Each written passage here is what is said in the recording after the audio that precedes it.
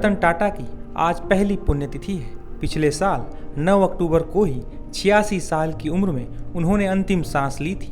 रतन टाटा के निधन के बाद टाटा ग्रुप में कई बड़े बदलाव हुए हैं। रतन टाटा ने न केवल टाटा समूह के बिजनेस को बुलंदियों पर पहुंचाया, बल्कि भारतीय उद्योग जगत को भी बड़ी ताकत दी। उन्होंने टाटा समूह के बिजनेस को आगे बढ़ाने के साथ साथ कई छोटी कंपनियों और स्टार्टअप्स का साथ दिया और उन्हें फंडिंग भी की।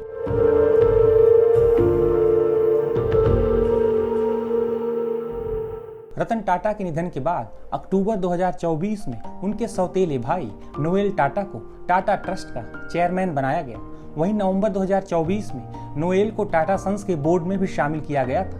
हालांकि कई मीडिया रिपोर्ट्स में दावा किया गया कि ये फैसला ट्रस्ट के भीतर एकमत नहीं था। इसके बाद टाटा ट्रस्ट में मेहली मिस्त्री जैसे पुराने सदस्यों का एक गुट बन गया, जो नोएल टाटा और टाटा सन्स के चेयरमैन एन चंद्रशेखरन के फैसलों में सीधा दखल चाहता है। कई मसलों पर सहमति नहीं बन पाने की वजह से कई फैसले अटके हुए हैं। बता दें कि मेहली मिस्त्री का कनेक्शन शाहपुर जी पल्लोन जी फैमिली से है, जिसकी टाटा सन्स में 18.37% हिस्सेदारी है। शाहपुर जी पलोन जी ग्रुप का इतिहास करीब 160 साल पुराना है। शाहपुर जी पलोन जी एंड कंपनी प्राइवेट लिमिटेड 15 प्रमुख कंपनियों का एक ग्लोबल बिजनेस समूह है, जो भारत समेत कई देशों में फैला हुआ है। वहीं टाटा ट्रस्ट एक गैर लाभकारी और परोपकारी संस्था है, जिसकी टाटा सन्स में करीब 66% हिस्सेदारी है। इस तरह इसके पास ग्रुप की प्रमुख होल्डिंग कंपनी टाटा सन्स की कंट्रोलिंग पावर है। दुनिया के सबसे बड़े और सबसे अमीर कॉर्पोरेट घरानों में से एक टाटा समूह में छिड़े इस विवाद में सरकार को दखल देना पड़ा है। ट्रस्ट की आंतरिक लड़ाई का सबसे बड़ा असर टाटा सन्स के बोर्ड पर पड़ा है, जहां कुछ नॉमिनी डायरेक्टर्स के रिटायर होने से सीटें खाली हो गई हैं। टाटा ट्रस्ट को इन सीटों पर नए सदस्यों की नियुक्ति करनी है। हालांकि नोएल टाटा के नेतृत्व वाला गुट और मिस्त्री गुट किसी भी नाम पर सहमत नहीं हो पा रहे हैं। दरअसल टाटा सन्स होल्डिंग कंपनी है, जो टाटा मोटर्स, टाटा स्टील और टीसीएस जैसी कंपनियों को चलाती है। कई रिपोर्ट्स में यह दावा किया जा रहा है कि मिस्त्री गुट का यह आरोप है कि उन्हें महत्वपूर्ण निर्णयों से बाहर रखा जा रहा है। वे कारपोरेट गवर्नेंस में ज्यादा पारदर्शिता और सुधार की मांग उठा रहे हैं। हालांकि अब केंद्र सरकार के दखल के बाद ऐसी उम्मीद जताई जा रही है कि आने वाले कुछ दिनों में इस विवाद का हल निकल सकता है।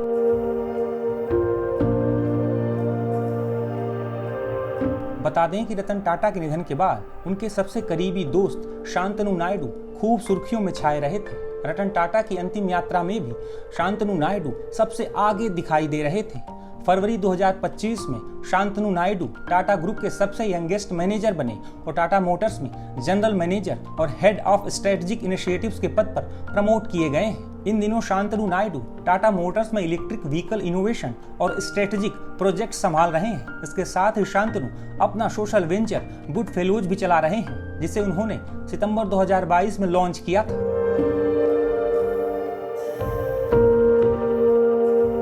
रतन टाटा के निधन के बाद उनके कुत्ते टीटो की भी खूब चर्चा हुई थी। रतन टाटा ने अपने कुत्ते टीटो के लिए अपनी वसीयत में 12 लाख रुपए की राशि और हर 3 महीने में 30,000 रुपए की पेंशन देने का प्रावधान रखा था। इसके साथ ही टीटो की देखभाल करने के लिए उनके लंबे समय से काम कर रहे रसोइये राजन शॉ को भी जिम्मेदारी सौंपी गई थी। गौरतलब है कि रतन टाटा ने बॉम्बे हाउस को आवारा कुत्तों के लिए एक सुरक्षित आश्रय में बदल दिया था। उनका ये मानना था कि आवारा कुत्तों को भी प्यार, देखभाल और सुरक्षा मिलनी चाहिए। इसीलिए उन्होंने हमेशा उनकी भलाई के लिए काम किया।